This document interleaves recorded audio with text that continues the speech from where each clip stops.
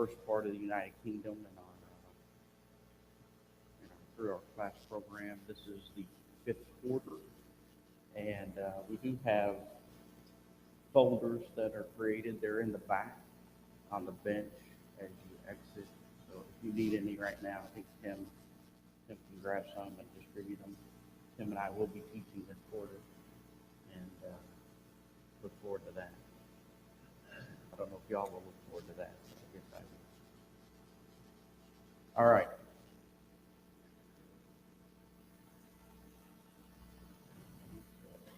So just as a little bit of a review,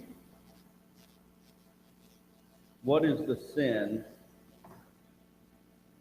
that we just studied in 2 Samuel?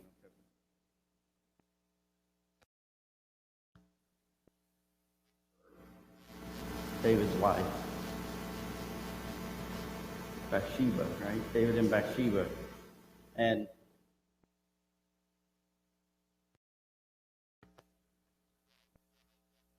he's still considered a man after God's own heart. So a lot about his reaction to that. But how did he react when he was approached by Nathan?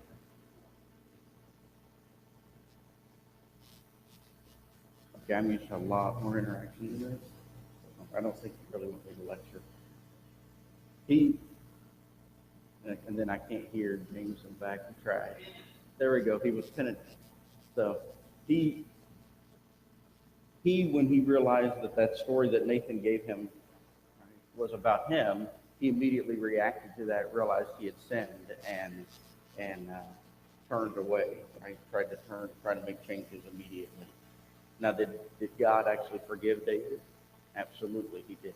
But a lot of what we're going to see this quarter is, were the consequences of that action ever removed from him? No. So we learn a little bit about sin, right? And we learn a little bit about the consequences of sin. And we will see that in action as we go throughout this entire quarter.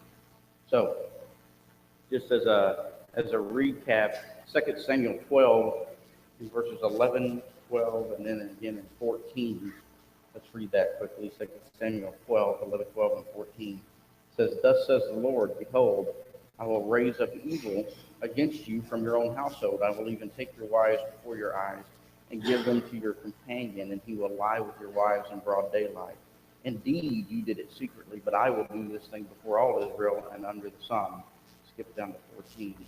"However, because by this deed you have given occasion to the enemies of the Lord to blaspheme, the child also that is born to you shall surely die." We will begin in chapter 13 here. But there are kind of 4 points here that deal with the consequences that David has to deal with. Okay, the sword's not going to depart from his house. Evil's raised up from within his own family. His wives will be taken by a close companion, and the child born to Bathsheba will die. Now, we just finished chapter 12, and the child born to Bathsheba is already passed. And he gets up immediately and begins to go about, because he mourned while the child was still alive and sick. But once that occurred, he moved on. All right. So today, in chapter 13, is Amnon's sin. Okay? So we have Amnon, who is the oldest son of David. Absalom, who's actually David's third son by Maacah. And Tamar, who is his sister. And then we have this other individual that is Jonadab, who would be all of their first cousins. So Absalom and Tamar are the half-brother and sister of Amnon. So, as we begin reading this section of chapter 13 of 2 Samuel, we see that verse 2, Amnon was so frustrated because of his sister Tamar that he made himself ill, because she was a virgin and it seemed hard to Amnon to do anything. So he desires his sister. In the first verse, she's a beautiful lady, and he desires to be with her, but he's just making himself sick over this. So what does he do in verse 3?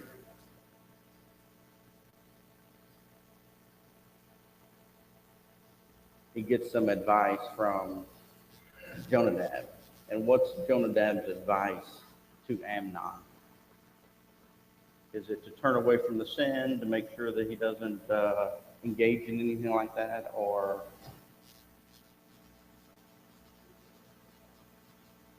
that's right. He schemes a plan in which she can be alone with him, right?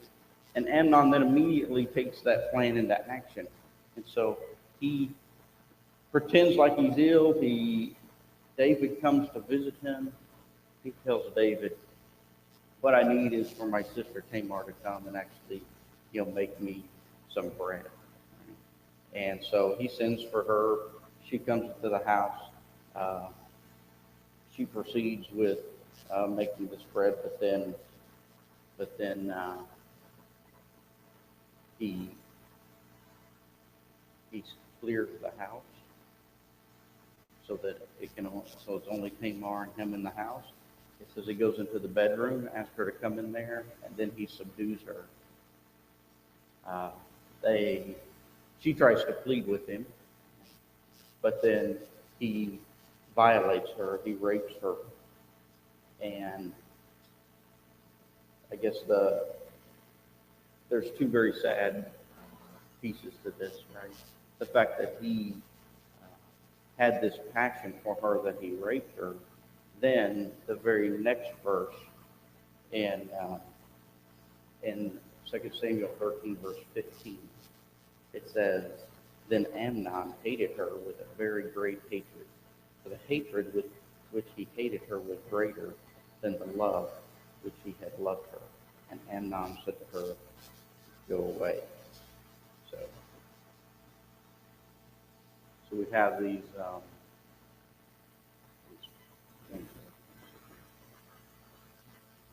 so in 2 Samuel 13 and 14, 13 verses 14 and 15, he acts on his passion, he acts on his sin, yet then what does that sin do to fulfill him?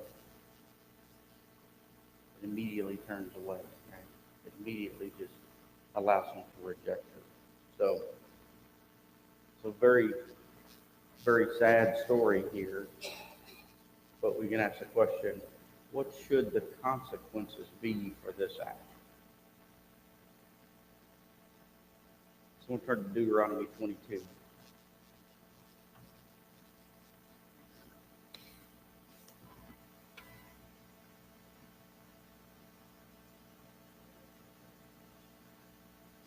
What's that?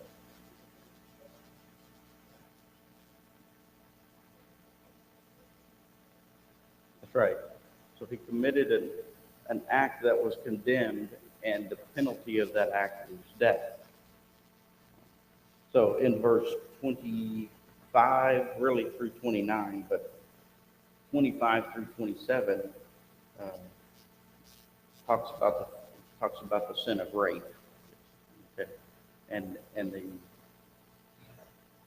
the results of raping somebody under the old law is death. Now, 28 and 29 talks about being with a girl who's a virgin and laying with her, and then having to, pay the dowry to the father of that one, and then having to marry her, remain with her the rest of their days. But either way, he has an obligation under the law, and really in this case, I think the rape piece, his punishment should be death. But we have a problem, because what happened in chapter 12 with David? He had a sin himself, and what were the consequences for that sin under the law? What's that? Yeah. Right. So he had death as well by stoning, but he had death as a punishment for him as well. So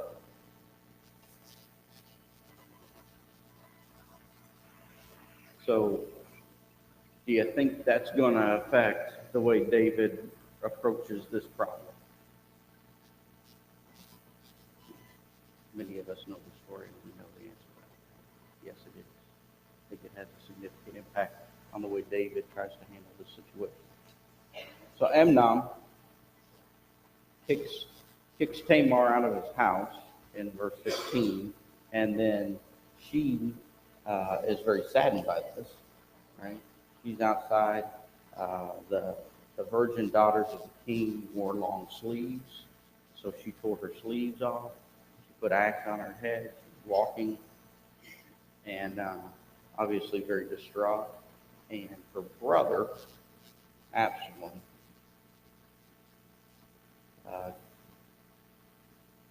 comes up to her. Comes up to her, and in verse 20, what does Absalom say to her when he sees her? This first words out of his mouth.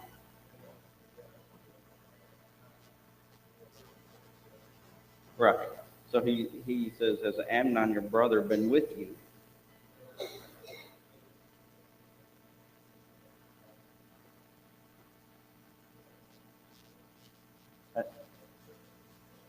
That's right. He tells her, don't basically just hold off, right? He himself is coming up with a plan. He's going to handle this situation himself. He wants her to just to hold her peace. And I every time I read this part, I find this as it strikes me. Why would Absalom, the first thing he did when he saw his daughter Tamar, or his sister Tamar, why would his reaction be, "Have you been with Amnon?" So it doesn't seem to me that whatever Amnon's feelings were toward her were necessarily hidden, at least from everyone, because he immediately comes out with that statement about, "Has Amnon your brother been with you?" So in verse 21, we see that David hears of this act, right? And it says he was very angry. And what else does it say about what David did to take action, or what happened? Right? Nothing, because it moves on to verse 22 and says, "And Absalom did not speak to Amnon either good nor bad. Absalom hated Amnon because he had violated his sister Tamar." So we have some period of time now that is passing. And Absalom has come up with his own revenge. Obviously, nothing else has really been done. And we see Amnon apparently just moving on. We don't see anything else about him. But 2 years go by. It says there's this sheep shearing up in the area of Bel-Hazar. And he invites all the king's sons. He actually invites the king, but David refuses and said no. And in verse 25, and let's see, 25, David refuses to go with him and says, "But go ahead, and there's no reason for us to be a burden to you." And in 26, Absalom specifically asks, "Please let my brother Amnon go with us." And it says, "And the king said to him, 'Why should he go with you?'" But Absalom urges and is allowed. And so all the brothers, all the sons of the king, come up to Bel-Hazar with Absalom. And after the sheep shearing, it's typically a large banquet that's held afterward as custom. So Absalom tells his own servants to wait until Amnon is merry, and then strike him dead. And so they do that, and then Absalom flees to an area called Geshur.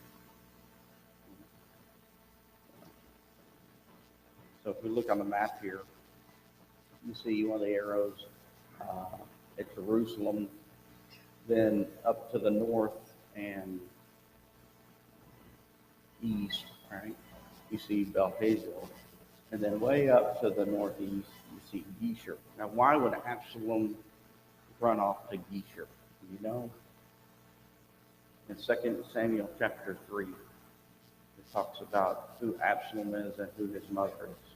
That's right. So that would basically be going up to where his grandfather is. His mother was the daughter of the king of Geshur at that time. So he would be going back up to stay with his mother's family and hide out. So Amnon is struck down. Absalom races off to go. Absalom races off to go away to hide himself because he knows that his punishment for that is death, right? To strike them, to kill somebody, to murder somebody. And King David hears immediately, or pretty quickly, right? All the king's sons are dead except for Absalom. Right? And so David obviously very upset by that. But then we see the young man and Jonadab begin to have this conversation with David, right? And what does Jonadab realize? He says, probably not all your sons.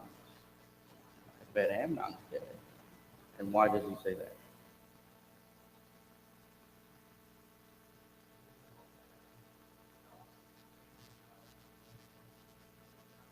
Sure. So Absalom is standing there and waiting, right, for now 2 years and allowing this plot to thicken and for him to figure out how he's going to do something back to Amnon. And Jonadab knows exactly what happened because he advised Amnon to do it, right? And he realizes that Absalom's revenge on Amnon is probably going to be to kill him. Certainly wants to. And now that he hears the word, he knows that Absalom probably doesn't have much against the rest of the sons. He wasn't doing this as a move to, make himself king. That's what he's not doing this to make himself king. He's doing this as a revenge on his sister. And so they have this exchange, and sure enough, at the end of the 13th chapter, we see that Jonadab is right, and King David realizes that all of his sons do come back. He's very sad because who is not there with him? Amnon, right, who's passed away, and Absalom, who's run off to another one. So several years go by, right? About 3. And then we see in chapter 14, as we go into the new chapter, that Joab perceives that the king's heart was inclined toward Absalom. It's been enough time. The king still wants Absalom to be around. And so Joab devises some plan. So that plan is, if I can get that.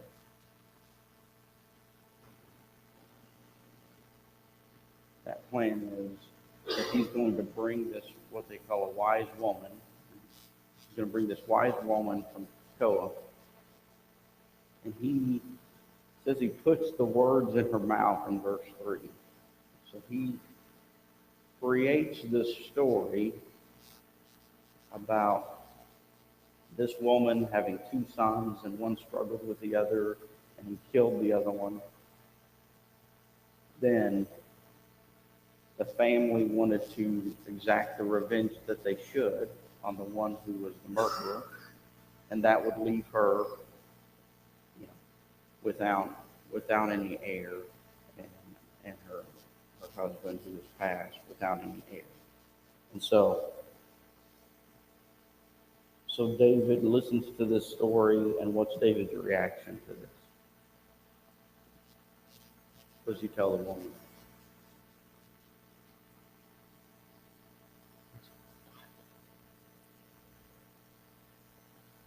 I teach the high schoolers this, and I won't do this to y'all because mainly it's for broadcasting.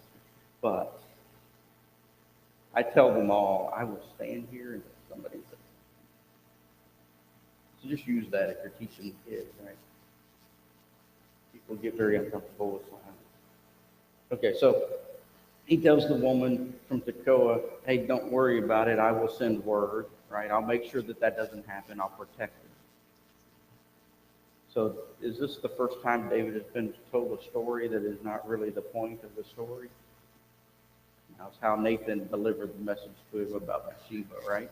And so she says, can I ask you a question? Right? And that was in verse 12 of chapter 14. And then she opens up, and let's read, I'll read 13 through 16 and 13 through 17 in 2 Samuel chapter 14. It says, the woman says, why then have you planned such a thing against the people of God? For in speaking this word, the king is as one who is guilty, in that the king does not bring back his banished, for we will surely die, and are like water spilled on the ground, which cannot be gathered up again. Yet God does not take away life, but plans ways so that the banished one will not be cast out from him. Now the reason I have come to speak this word to my lord the king is that the people have made me afraid, so your maidservant said, let me now speak to the king. Perhaps the king will perform the request of his maidservant. For the king will hear and deliver his maidservant from the hand of the man who would destroy both me and my son from the inheritance of God. Then your maidservant said, please, let the word of my lord the king be comforting, for as an angel of God, so it is my lord the king to discern good and evil. And may the Lord your God be with you. So she tells him this comment. David then realizes someone else is behind this, right? And he realizes quickly that it is Joab who has set this woman up to come into him and talk to him. So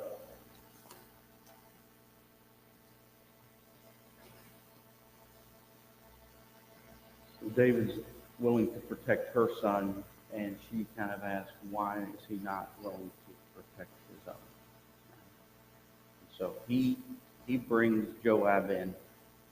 He talks to Joab in verse 21 and allows Joab to bring back Absalom. So Absalom goes and he retrieves, or Joab goes and retrieves Absalom from Geshur. David doesn't face the situation even when Absalom gets back. And he tells Joab, do not allow him to see my face. And so that Absalom actually lives 2 full years. If you go to verse 28, Absalom lives 2 full years in Jerusalem and doesn't even see the king's face. It's a long time. How long has he been in hiding in Geshur? I think we went over that. 3 years, right? So here's a little timeline of kind of what's occurred, right? So we have Amnon's incident with Tamar that happens, and then we have 2 years of this, I guess, boiling up of frustration about what am I going to do, right? Then I exact the revenge as Absalom, right? I exact that revenge, and I run off to my mother's family, and I live there for 3 years, basically banished from my home. I'm allowed to return, but when I return, my father doesn't even want to see me. And so it's another 2 years. And all of this,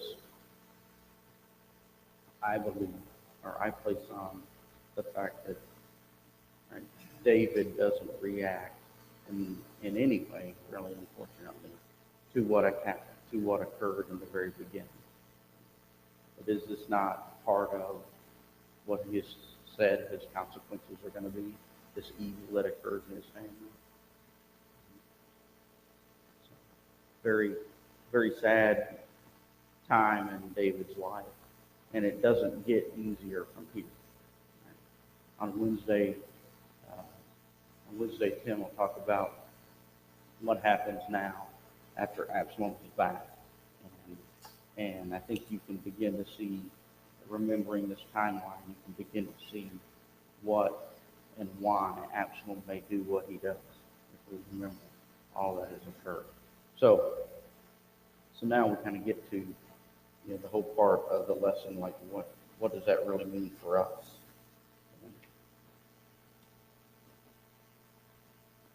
So one point I have is life after sin.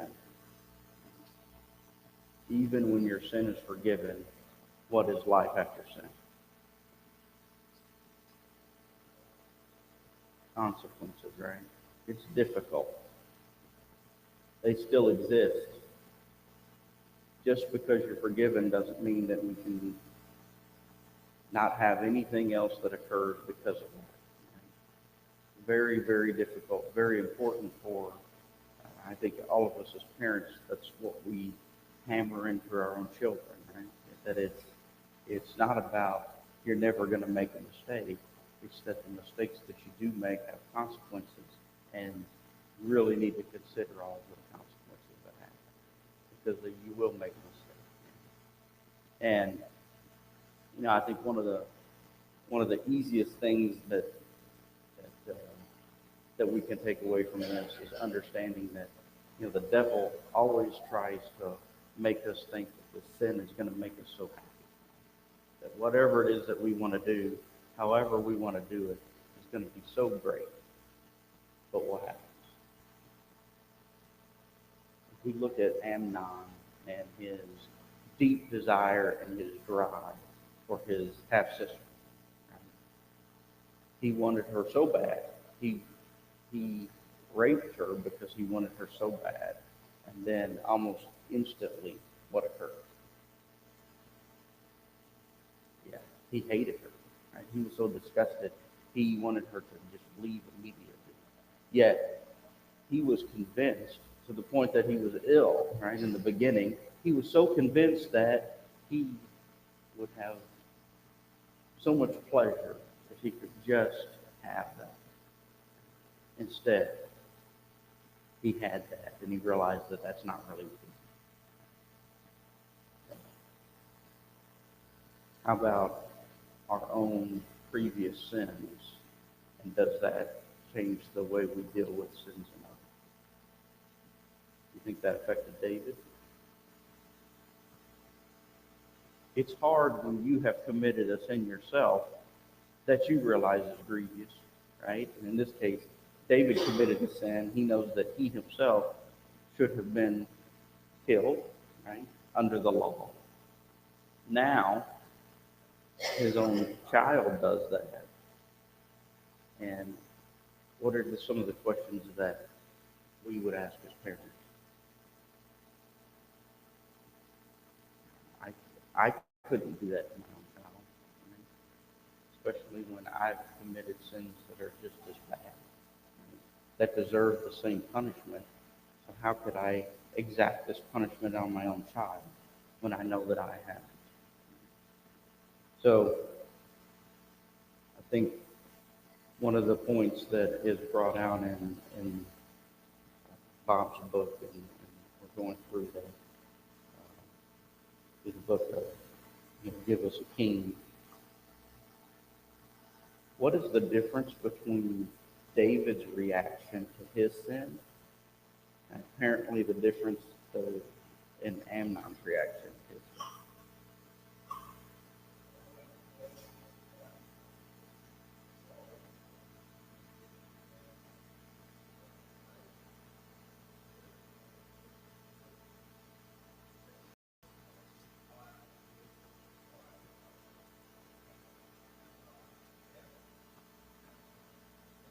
That's right. So I'll just repeat so that others can hear, but there's no indication that Amnon ever repented of his sin and certainly didn't do what was right by his sin. David, even though he sinned, he brought in Bathsheba as his wife. He took care of her. He repented fully, right? he took responsibility for his. It seems that Amnon did not, right? Just moved on. And so there's a very, very significant difference in the way that their heart is towards sin that we see here. But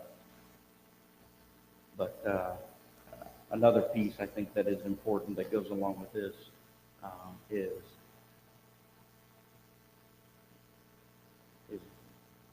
that's actually what that says, right? Is that David's reaction to his own sin versus David's reaction to Amnon's sin. Okay, that when he's confronted with something that he's done himself, he immediately tries to make it right, but now he's confronted with a situation where something that his son has done, and what does he do? What's David's reaction to something that someone, specifically his son, has done? He ignores it. He wants it to go away. Right? If I pretend that it didn't happen, right? If I bury my head, then it just goes away. So, yeah.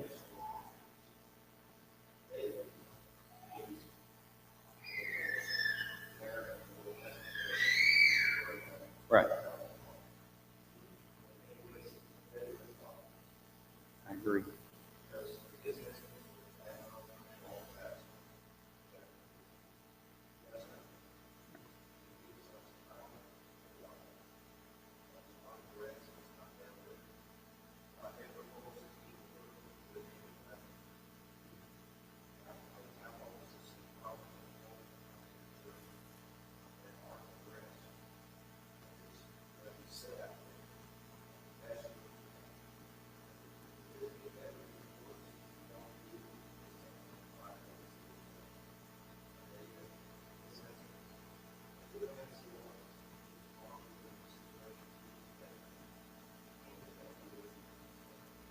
All right.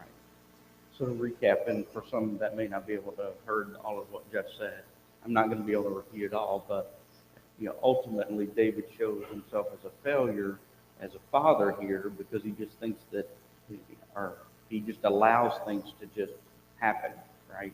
He doesn't address them, and he just wants time to wash that away. And so I agree. As great a man as David was, and as prominent a character as he is in the Old Testament, you see a significant flaw in him as he deals with his own children. We can't just sit around being good people ourselves, right? Having the right heart ourselves, and then allow sin to just run rampant around us. And I mean, there's even a reference there about the fact that, I mean, if we know that evil is going on, so even within the church itself, right? If we know that there's sin here, and we just all wanted time to just, we'll take care of it, we'll solve the problem, we're just not going to address it, we're just going to move on, right? And what's going to happen? It's not going to fix itself. And so sometimes it's difficult to act, but time doesn't solve all the problems. We have about 5 more minutes. Got one more point. So, what can we learn about the advice of our friends? He's my first cousin even. We're good friends. But what did he tell Amnon? Did he give Amnon good advice? Or did he tell Amnon what Amnon wanted to hear? Right? We have to concentrate on whether advice that we get, does it align with God's will or does it align with my will?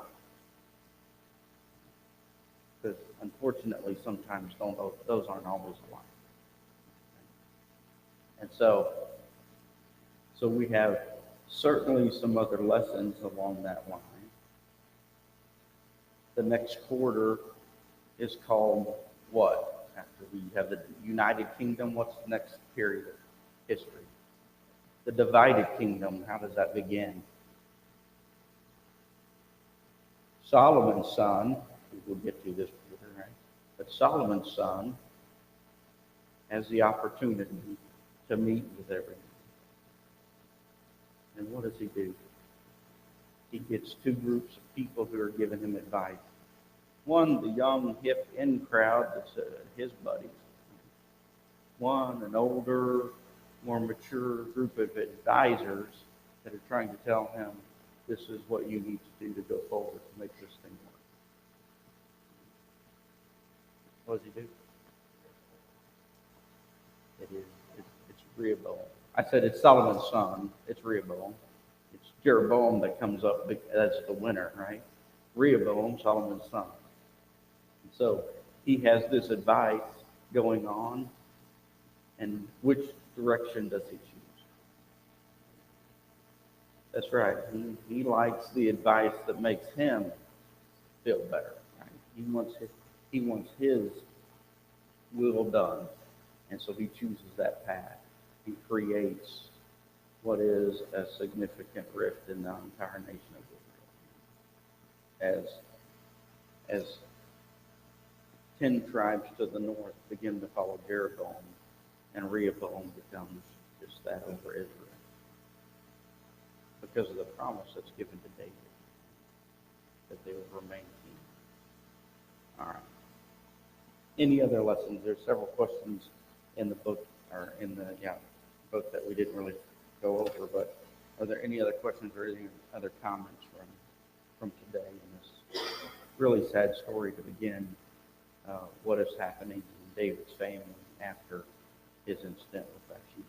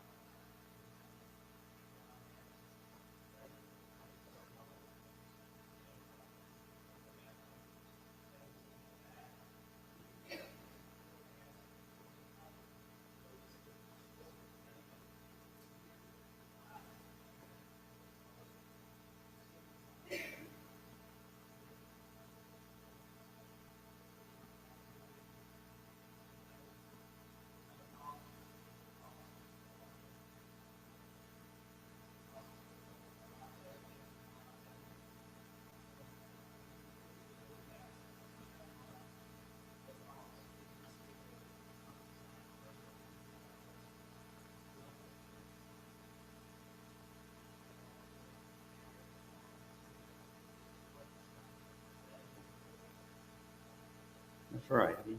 He had to deal with his own sin, and therefore it made him change the way that he reacted to many things.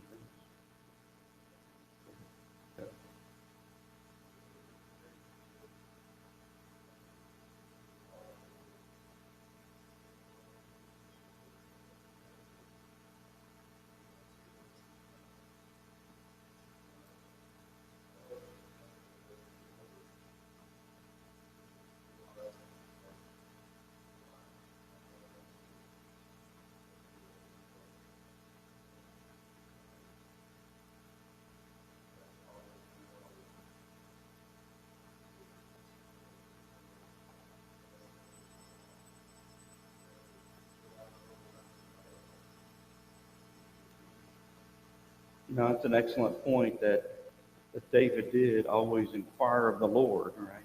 Early on, he was constantly shown, and we studied about that last quarter. It was about David and his inquiring of the Lord, but we don't see that here, do we? It's certainly not prominent. I'm not saying that he didn't do it, but he did not. It is not recorded that David's reaction to this was, "Oh no, I don't know what to do. I'm going to go inquire of the Lord." And it's important for all of us as parents, as grandparents, to constantly remember, no matter what our age is, that we need to inquire. Anything else? All right. Thank you. We'll study the rest of chapter 14 and part of chapter 15 on Wednesday night. Thanks.